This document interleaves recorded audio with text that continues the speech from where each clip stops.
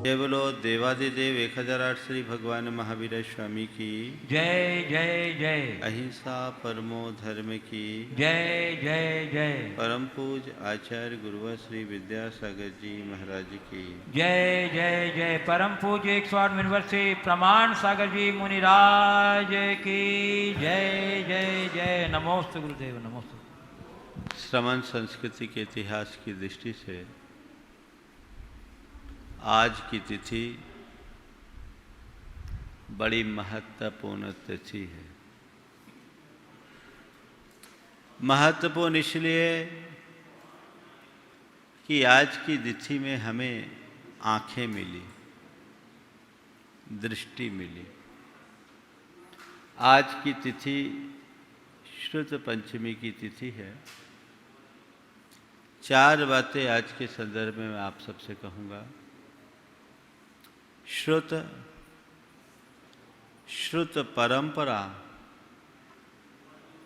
श्रुत परंपरा का प्रवाह और हमारा कर्तव्य है। सबसे पहली बात, आज श्रुत पंचमी है। श्रुत शब्द बहुत सारे लोगों के लिए नया है। श्रुत का मतलब क्या है?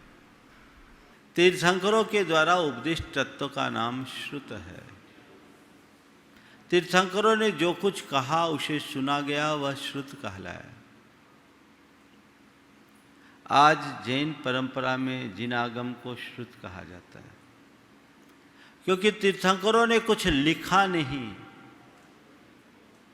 उन्होंने कहा है और हमने सुना है। जो श्रुति में चला आया वो श्रुत है। आज मैं आपको श्रुत परंपरा के इतिहास की बात कर रहा हूं। आज श्रुतावतार का दिन है। आप सबको पता होना चाहिए कि भगवान ऋषभदेव के द्वारा अनादि निधन इस जिन धर्म का प्रवर्तन हुआ।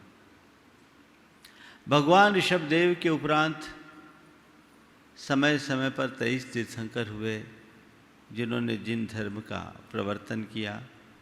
अंतिम तीर्थंकर भगवान महावीर ने हम सबको जो तत्वोपदेश दिया, आज उसका ही कुछ अंश हमारे लिए उपलब्ध है। भगवान महावीर के निर्वाणोपरांत 3 केवली भगवान हुए, क्रमशः गौतम स्वामी, सुधर्मा स्वामी और जम्बू स्वामी। इन 3 केवली भगवंतों के काल में, इनके निर्देशन में समस्त श्रमण संघ चला और हमें तत्व का मार्ग मिला। इनके उपरांत 5 श्रुत केवली हुए, विष्णु, नंदीमित्र, अपराजित, गोवर्धन और भद्रबाहु के नाम से। इन 5 श्रुत केवलियों के काल में श्रुत की परंपरा अविच्छिन्न रूप से चली आई। भगवान ने जितना कहा उन सब का मूल रूप हम सब के लिए सुरक्षित रहा। इन दोनों का, केवली और श्रुत केवलियों का काल 163 वर्ष तक रहा। तब तक भगवान का श्रुत पूरी तरह सुरक्षित रहा। काल के प्रभाव से श्रुत में ह्रास होना शुरू हुआ। अंतिम श्रुत केवली भद्रबाहु के बाद 11 अंग और 10 पूर्व के पूर्ण ज्ञाता और शेष 4 पूर्वों के एक देश ज्ञाता 11 आचार्य क्रमशः एक के बाद एक हुए, जिनका नामस्मरण करना आज मैं बहुत आवश्यक समझता हूँ। वे हैं प्रोष्ठिल, छत्री, जयाचार, नागाचार, सिद्धार्थ, स्थविर, धृतिसेन, विजयाचार, बुद्धिल, गंगदेव और धर्मसेन नाम के। ये 11 महान आचार्य हुए जिन्हें 11 अंग और 14 पूर्वों का, 11 अंग और 10 पूर्व का पूर्ण ज्ञान रहा और शेष 4 पूर्वों का एक देश ज्ञान हुआ।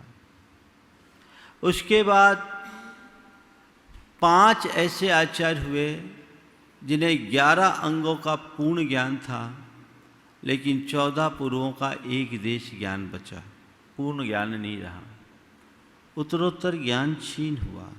वे 5 आचार्य थे, नक्षत्राचार्य, जयपाल, पांडु स्वामी और ध्रुवसेन। इनके उपरांत दिनों दिन और कम हुआ और फिर 12 अंगों में मात्र आचार अंग का पूर्ण ज्ञान और शेष अंगों का एक देश ज्ञान रखने वाले 4 आचार्य हुए, सुभद्र, यशोभद्र, यशोभाहु और लोहार नाम के। इनके उपरांत आचार्य धरसेन हुए, जिनसे आज की कथा संबद्ध है। इन्हें सभी अंगों और पूर्वों का एक देश ज्ञान था।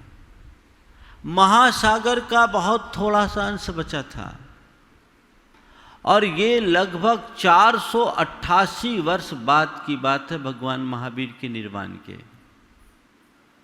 भगवान महावीर के निर्वाण के बाद उनके द्वारा प्रतिपादित तत्व का एक अंश बचा।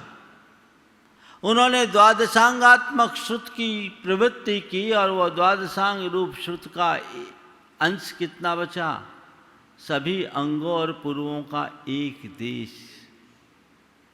आचार्य धरसेन महान ज्ञानी आचार्य थे। एक दिन उनके मन में चिंता हुई कि मेरा ज्ञान मेरे साथ न चला जाए। अगर ये ज्ञान मेरे साथ ही चला गया तो आगे इस परंपरा का क्या होगा?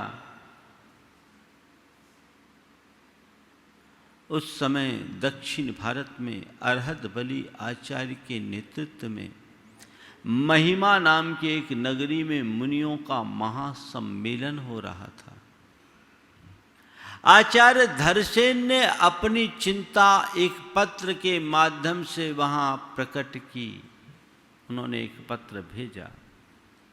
आचार्य अरहत बली ने आचार्य धरसेन के अभिप्राय को समझकर 2 सुयोग्य, जो ग्रहण धारण में कुशल, मेधावी, प्रतिभावान, विनय युक्त थे, उन 2 सुयोग्य शिष्यों को आचार्य धरसेन के पास भेजा। आचार्य धरसेन गिरनार के गुफा में निवास करते थे। रात्रि के अंतिम प्रहर में उन्हें 2 युवा बैल दिखाई पड़े। उन युवा बैलों को देखते ही उनके मुख से एक वाक्य निकल गया, जयऊ सुय देवता, श्रुत देवता जयवंत हो।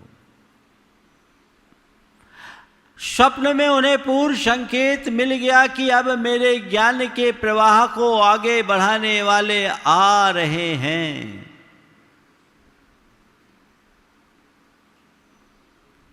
और फिर 2 मुनि आचार्य धरसेन के चरणों में उपस्थित हुए। 3 दिन तक उनकी सेवा में निरत रहने के बाद अपने आने का प्रयोजन प्रकट किया। आचार्य धरसेन ने यद्यपि उनके ऊपरी लक्षणों से सब जान लिया था, लेकिन सोचा कि बिना परीक्षा के तत्व नहीं देना चाहिए।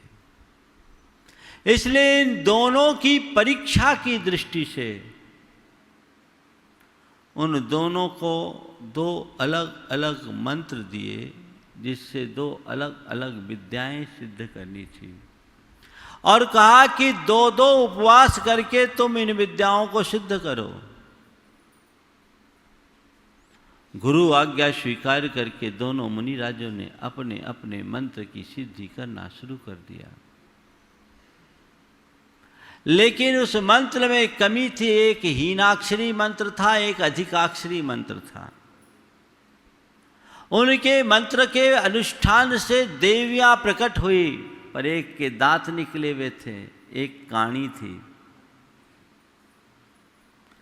उन्होंने देखते ही समझ लिया कि जरूर हमारे मंत्र में कोई कमी रह गई है, क्योंकि देवी देवता विकृतांग नहीं होते। उन्होंने तत्क्षण अपने मंत्र का पुनरीक्षण किया। वो मंत्र शास्त्र और व्याकरण शास्त्र के ज्ञाता थे। देखा कि मंत्र में कुछ कमी रह गई है। तुरंत मंत्र को संशोधित किया और उससे फिर उनकी विद्या सिद्ध हुई। देवताओं ने उनकी पूजा की। देवताओं ने उनकी पूजा की और वो खुशी खुशी गुरु चरणों में आ गए। गुरुदेव ने उनकी प्रतिभा को जाना और फिर आश्वस्त होकर अपना संपूर्ण ज्ञान उन दोनों आगंतुक शिष्यों को दे दिया और दोनों का नामकरण किया। एक का नाम पुष्पदंत और एक का नाम भूतबली। भूतबली, पुष्पदंत। देवताओं ने उनकी पूजा की थी इसलिए भूतबली कहलाए, और पुष्पदंत के विषय में कहते हैं कि उनके दांतों की पंक्ति को देवताओं ने ठीक कर दी थी। बिना सर्जरी के सर्जरी हो गई थी, इसलिए पुष्पदंत। और ज्ञान देते ही उनको विदा कर दिया। चातुर्मास में 3 दिन बाकी थे। आषाढ़ सुदी एकादशी को कि आइए आप लोग अब चातुर्मास कीजिए, अलग जाइए। दोनों ने अंकलेश्वर में जाकर के चातुर्मास किया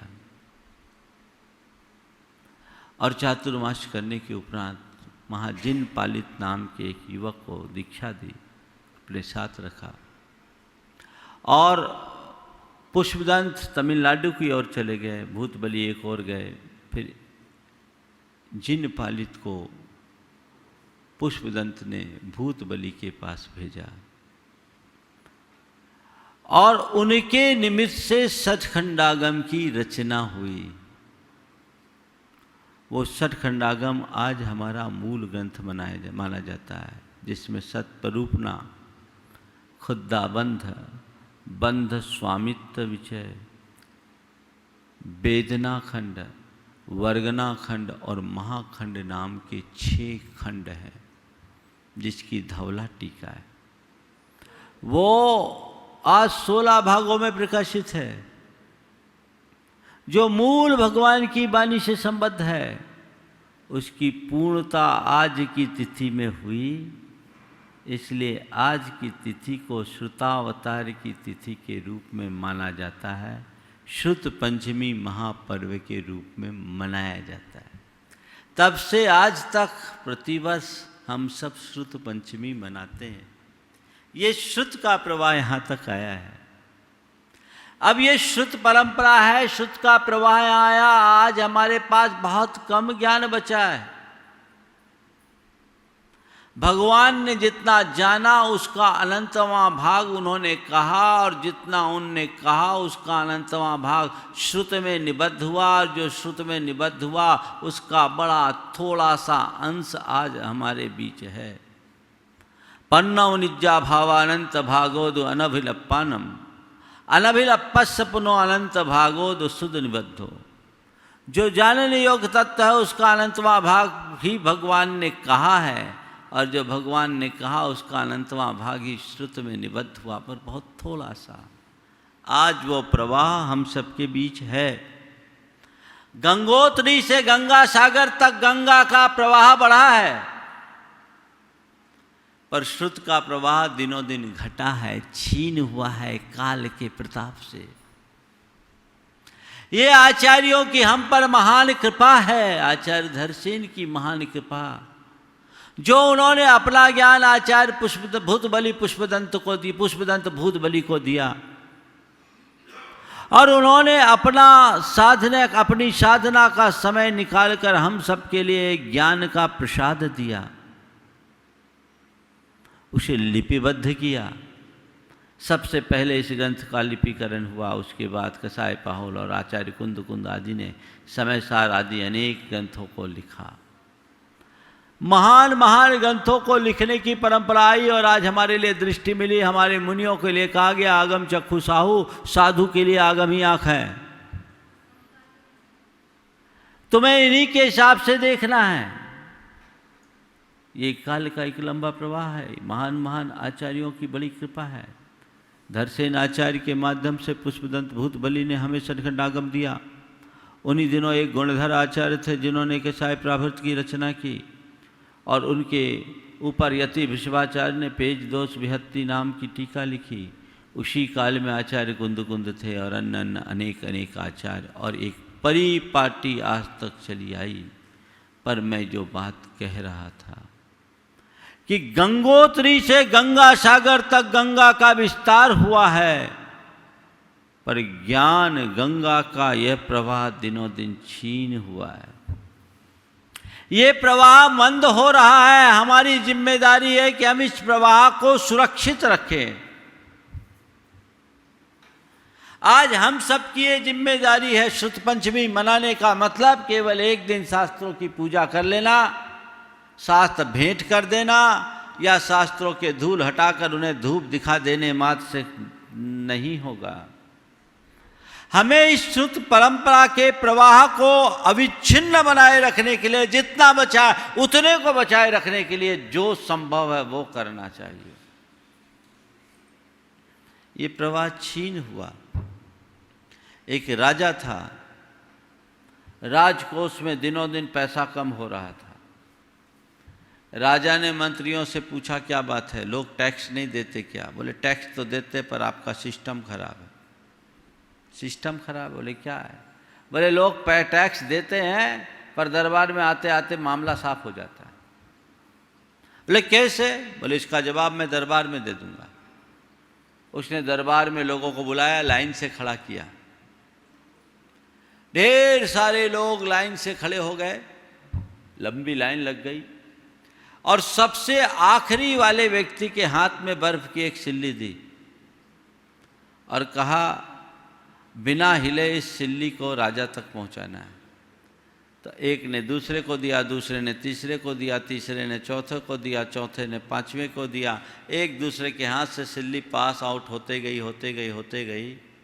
आखिरी आदमी के हाथ में आए तो बर्फ की सिल्ली एक छिपट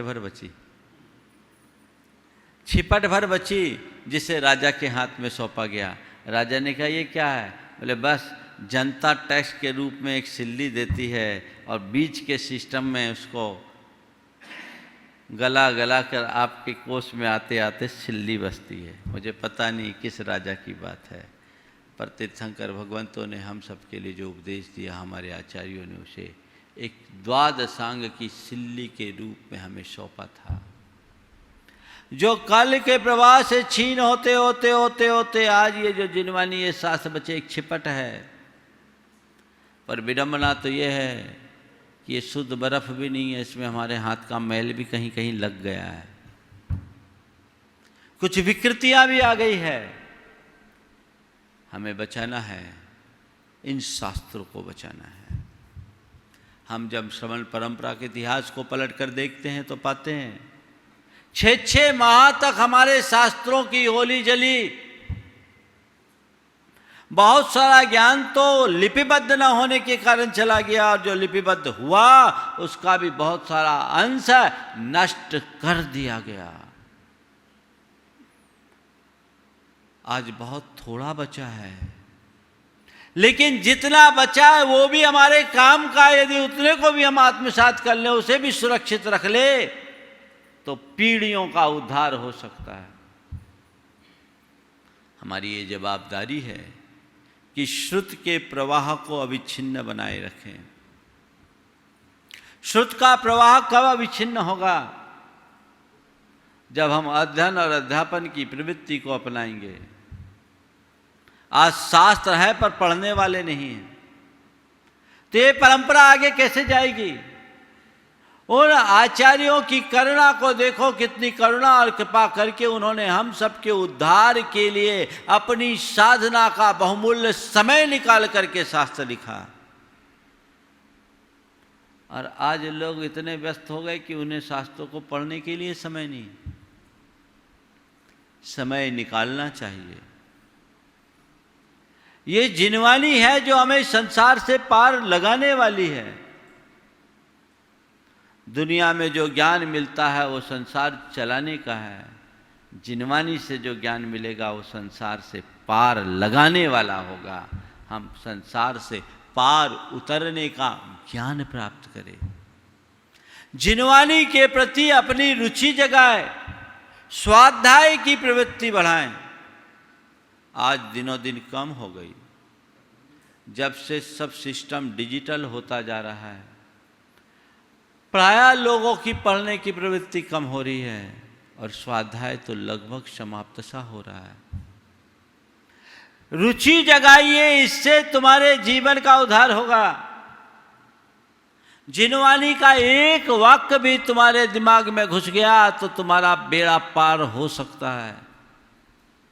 रुचि होगी, आप स्वाध्याय करेंगे तो ये जिनवानी का प्रवाह आगे बढ़ेगा। ये हमारी जवाबदारी है, पढ़ना चाहिए। भगवान महावीर के काल में एक रोहिणी नाम का चोर था।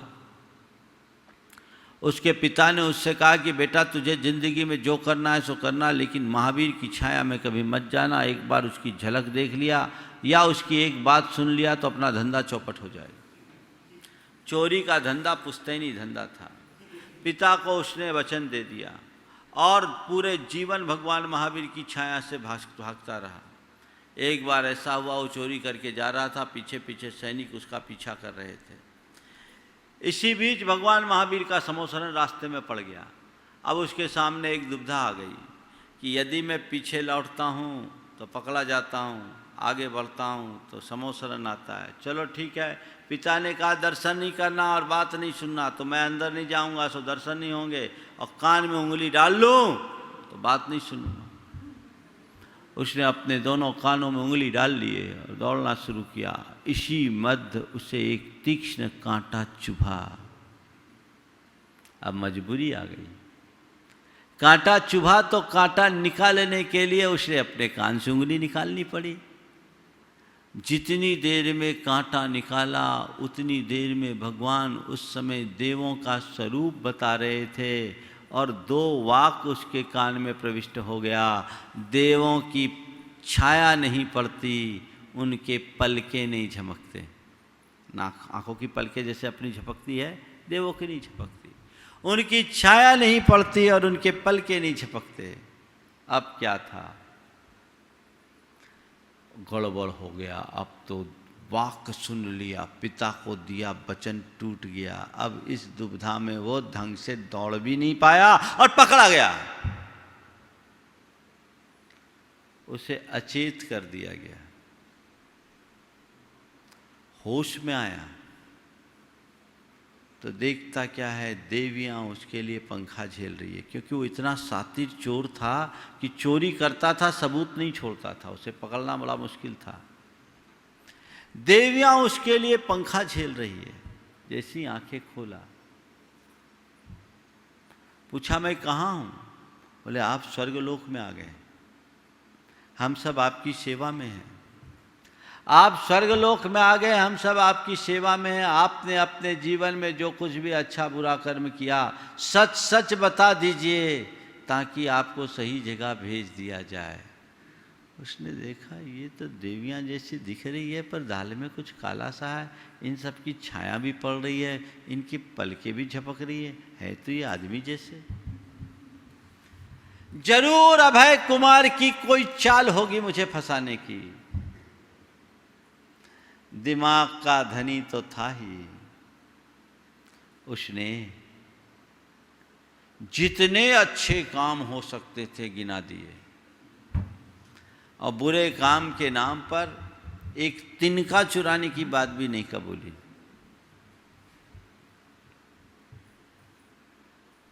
अब जब ये हुआ उसे छोड़ दिया गया। जैसे ही छूटा उसके मन में सत्य प्रकट हुआ। धिक्कार है मेरे पिता को, जिसने अपने स्वार्थ और मोहवश मुझे उस महापुरुष की छाया से बचने के लिए कहा, जिसके 2 वाक्य ने आज मेरा जीवन बचा लिया। देवों की छाया नहीं पड़ती, उनकी पलकें नहीं झपकते। 2 वाक्य ने मेरा जीवन बचा लिया। यदि मैंने उन्हें पूरी तरह सुना होता तो मेरा बेड़ा पार हो गया होता। वो वहाँ से सीधे भगवान महावीर के समोसरण में गया और उनके चरणों में जाकर दीक्षित हुआ, तपस्या की, साधना की और मुक्त हो गया। ये रोहिणी चोर की कथा आप सबने सुनी होगी। जिनवानी की 2 बातें जीवन बदल सकती है।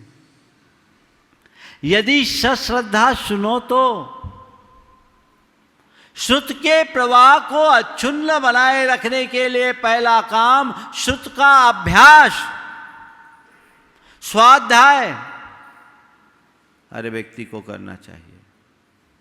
आजकल स्वाध्याय रुचि लगभग खत्म सी। श्रुत का इतना बड़ा भंडार, आज तो द्वादशांग के नाम की बात तो जाने दीजिए, आपसे किसी 10 महान आचार्य के नाम पूछ लूं तो बताने वाले लोग बहुत कम होंगे। अपनी परंपरा, अपनी संस्कृति का बोध तो हमें होना ही चाहिए। और फिर स्वयं अभ्यास करे और इसका विस्तार करे, जन जन तक इसे फैलाने की कोशिश करे। आज बड़ा अच्छा काल है कि प्राकृत संस्कृत में निबद्ध जटिलतम ग्रंथों का भी सुरुचिपूर्ण अनुवाद हो गया है। आप पढ़ सकते हैं, अच्छी तरीके से संपादन हुआ, गुरुओं के द्वारा उसका विवेचन भी उपलब्ध है। आप अच्छे से सुने और सुनाएं, पढ़े और पढ़ाएं, तो ये बड़ा अच्छा कार्य हो सकता है।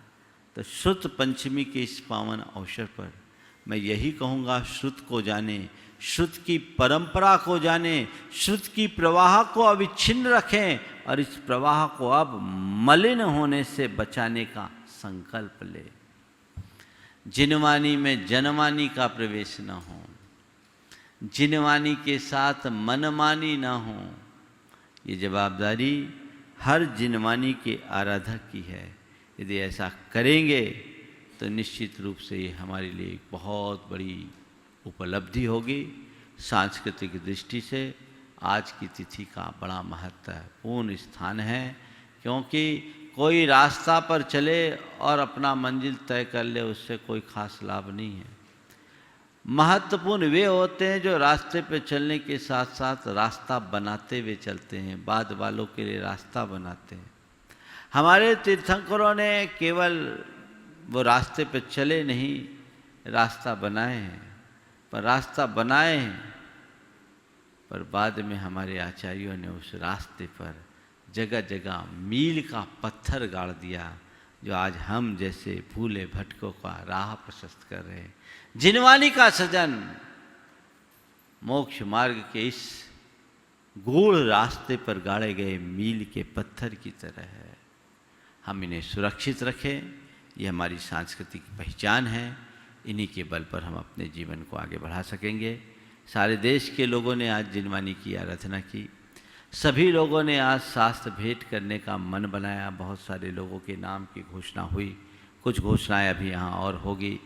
तो उन सबको मेरा आशीर्वाद है। पर मेरा ये कहना है कि जिनवानी को केवल अर्घ अर्पण तक अपना कर्तव्य सीमित मत रखो।